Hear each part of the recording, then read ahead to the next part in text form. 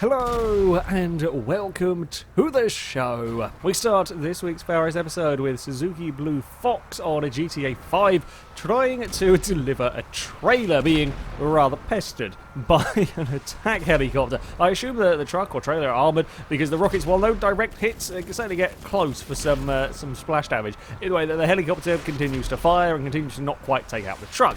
Gets rather desperate, goes for a sweeping attack, completely misjudges it, can't get the helicopter sort of stopped, and the truck will make sure said helicopter can't avoid the signpost. I mean, that's certainly one way to take out a helicopter with a semi-truck. Well done. I mean, the helicopter got himself in a lot of trouble initially, but still, well done to manage to wedge it against the side.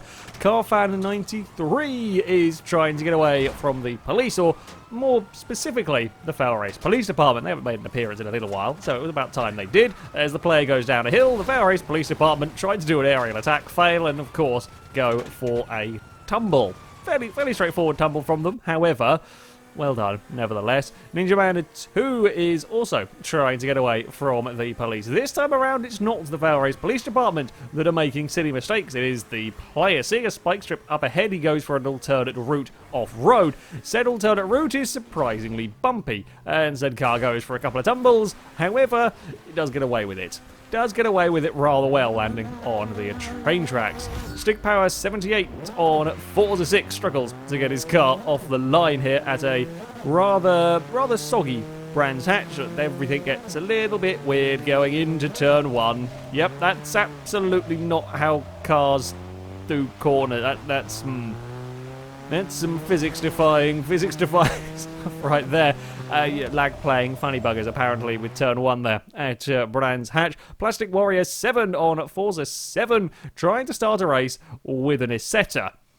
Things have gone very badly wrong before he's even got control of the car. That is the AI trying to get the vehicle to a rolling start that has spun him down the final corner at Maple Valley and spun him before he's able to do anything about taking control of the launch. I mean, the car's basically backwards by the time he actually has control, by the time it is an actual sort of start to the race. So not a helpful thing. We also continue with Forza 7, learn the hooligan cars have some issues with tumbling over. The gases I'm not so surprised about, but the Napalm Nova, that too, likes to go for a tumble. This sort of race starts at Laguna, sees 4 of them go, 3 or 4 of them go over. I'm not sure if one further back might have tumbled over as well. Yeah, didn't know the hooligan cars had such issues with rolling, but there we go. Hash Brown on Project Cars 2 doing a touring car race at Bathurst when everything gets terribly stacked up in turn 1. Project Cars AI do sometimes get very confused with large cars at starts, or large number of cars, sorry, at the start of races, and apparently this one here was a almighty shunt. Don't know quite who caused it at the top of the field. The player is relatively cautious through here, and a good thing he is because so many cars in the gravel trap. Someone's upside down, somebody else has been fired, something's got the back end picked up, there's a wheelie orange BMW in the midst of all of that. It was utter chaos. Danny White on the original Project Cars has had a crash and lost a wheel on his rough as he's trying to recover it back to the pit lane. Not the safest place to be rejoining. However, the first group of AI cars all managed to negotiate the stricken rough. Unfortunately, having got the car going, it's the vehicle that had the longest time to react that chose not to and drove straight underneath, rolling it over and losing another wheel.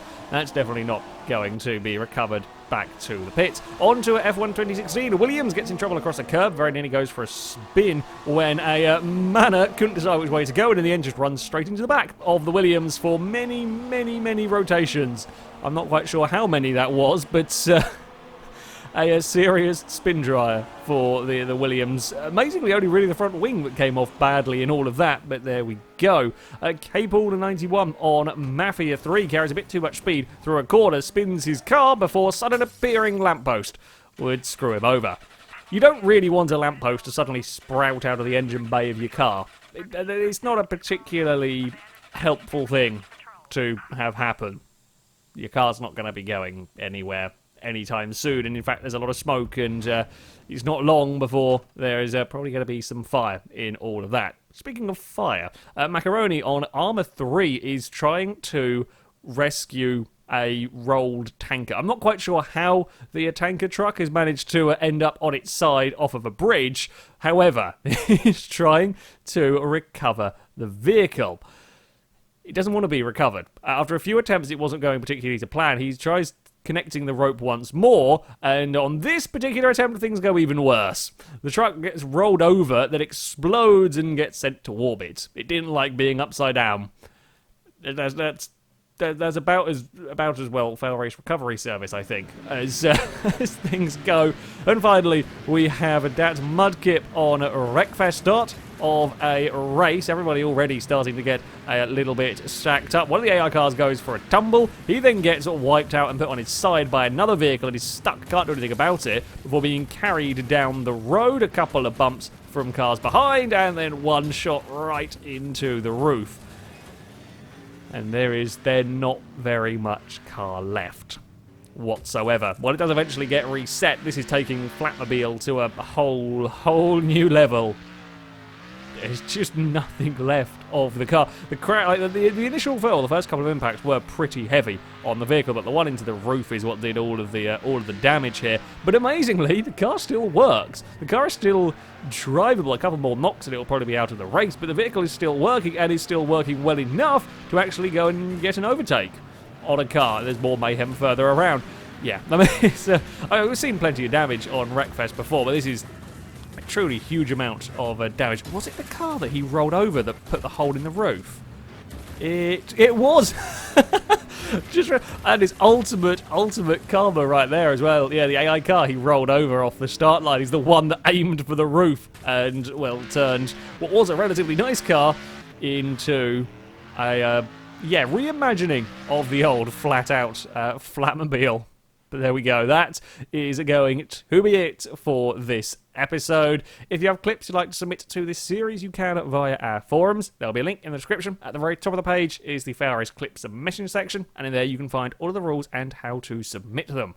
However, that's going to be it from me. Thank you very much for watching, and until next time, goodbye.